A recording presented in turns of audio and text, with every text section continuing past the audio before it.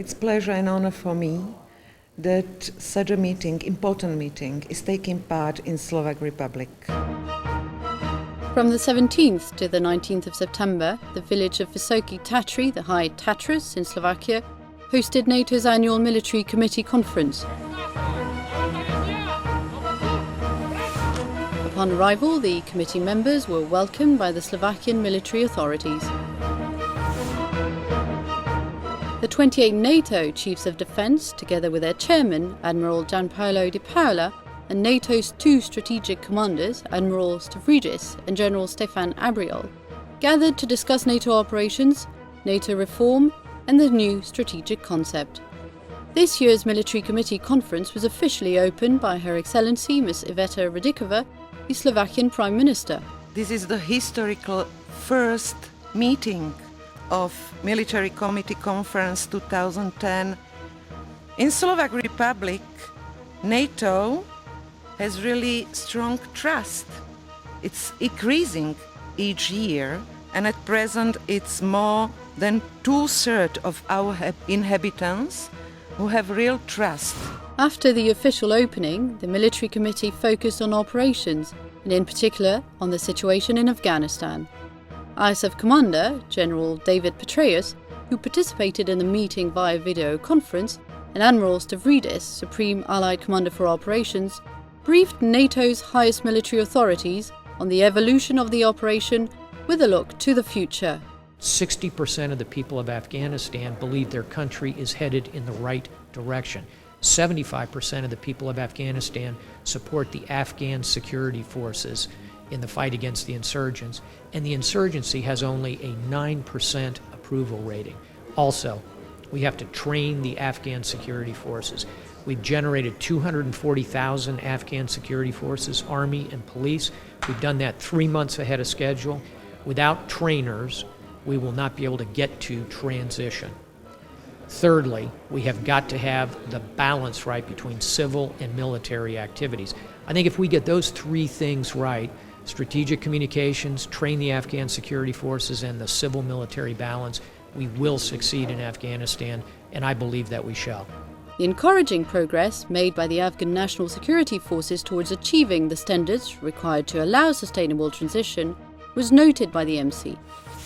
Later, at a press conference, Admiral Di Paola called for an additional effort for making transition real. The Allies have to make an effort, focus their own priority on training the Afghan National Security Forces. And in this, all of us, including your country, including this country, is providing a sizable contribution. And we hope that there will be some extra by everybody so that we can focus on that. Noting SACEUR's positive report on the overall security situation in Kosovo, Chiefs of Defence confirmed their commitment to the KFOR operation and looked forward to a timely recommendation from the NATO military authorities to move to the next step, Gate 2, of deterrence presence, to be submitted to the North Atlantic Council. The second day, the possible implications that the new strategic concept may have on the military aspects of the alliance were discussed and analysed with Supreme Allied Commander Transformation, General Stefan Abrial. The new strategic concept will drive my work in Allied Command Transformation because it will give us a new vision for NATO and of NATO. We will have the right vision we will have to implement from the military side. And personally, as a military commander, I expect this strategic concept to be clear, to be realistic, and to be flexible, because it will have to stay valid for the next 10, 15 years as a good guidance for us, despite the inevitable strategic surprises we will encounter. The new strategic concept is expected to be approved in November during the NATO Summit of Heads of State and Government in Lisbon, and is closely connected to the ongoing work at NATO headquarters in Brussels on the NATO Command Structures Review. This was thoroughly analysed, along with the critical capabilities required to ensure operational effectiveness in a resource-constrained context. Military Committee Chairman Admiral Di Paola summarises. When money is short, you need more brain. You need more focus, intelligence, and intelligent use of resources. So Financial constraints are not necessarily a driver, because the transformation would be needed even if we had all the money of the world.